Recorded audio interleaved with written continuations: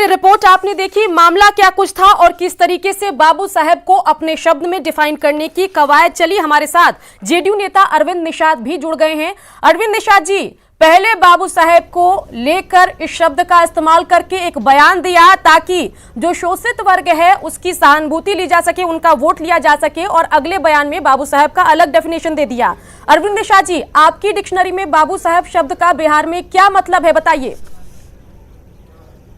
जो मतलब आप बता रहे हैं वही मतलब है, और अपने पूरे राजनीतिक जीवन में राष्ट्रीय जनता दल के वर्तमान के राष्ट्रीय अध्यक्ष श्री लालू प्रसाद जी का यही कार्यशैली रहा है। इसी कार्यशैली के कारण उनके शासन के 15 वर्ष में समाज में फूट डालो राज करो की नीति अपनाई गई और समाज को जाति में बांटने का काम किया गया। चलिए अरविंद, बने रहिए हमारे साथ अपने दर्शकों के लिए। अब हम सामाजिक न्याय की पोल खोलेंगे। चलिए ग्राफिक्स आपको दिखाते हैं, जानकारी अहम देते हैं कि जब सामाजिक न्याय का दावा करने वालों को सत्ता मिलती है तो वो क्या कुछ करते हैं। चलिए दिखाते हैं जानकारी आपको। तो 43 साल से कर रहे हैं राजनीति लालू प्रसाद यादव और उनका समाजवाद आपको दिखाते हैं। यादवों और मुसलमानों ने उन पर भरोसा किया, लगातार उनको 1990 से लेकर 2005 तक सत्ता के, जी हां, बिहार के सत्ता के चरम पर रखा। 1990 से 2005 तक ये सत्ता में रहे और ऐसे समाजवादी को जब सत्ता मिलती है तो देखिए वो कैसे धन कुबेर बन जाते हैं।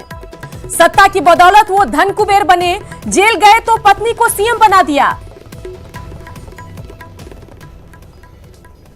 और आगे देखिए, घोटालों के आरोप में लालू प्रसाद यादव सजायाफ्ता हैं और साथ ही इनके परिवार पर भी कई जांच चल रही है। और जब 2015 में दोबारा जनता ने इन पर भरोसा दिखाया तो नॉन मैट्रिक बेटे को डिप्टी सीएम बना दिया।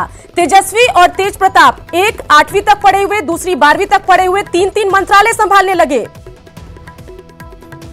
तो ये देखिए समाजवाद के लिए इन्होंने क्या योगदान दिया वो देखिए। और इस जानकारी को देखकर आप तय करिए कि ये समाजवादी हैं या परिवारवादी हैं।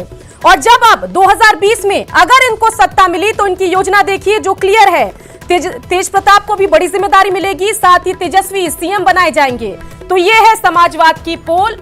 सत्ता में नहीं रहते हैं तो बात करते हैं सोशल जस्टिस की, और जब सत्ता मिलती है तो क्या जस्टिस होता है वो देखिए। हमारे साथ अरविंद निषाद बने हुए हैं, उनसे हमने जवाब लिया। संजय कुमार हमारे साथ वरिष्ठ पत्रकार भी बने हुए हैं। संजय कुमार जी, पूरी जानकारी हमने दिखाई, बात तो सोशल जस्टिस की, समाजवाद की, और जब सत्ता में आते हैं तो क्या कुछ होता है। अभी हमने लालू यादव का आंकड़ा दिखाया, आगे चलकर रामविलास पासवान, चिराग पासवान और जीतन राम मांझी की भी जानकारी अपने दर्शकों को देंगे।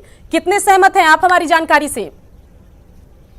नहीं, हम लोग तो पहले भी इस डिबेट को कर चुके हैं कि क्या पार्टी और पार्टी की जो ताकत है वो क्या परिवार है या पार्टी की ताकत कार्यकर्ता है।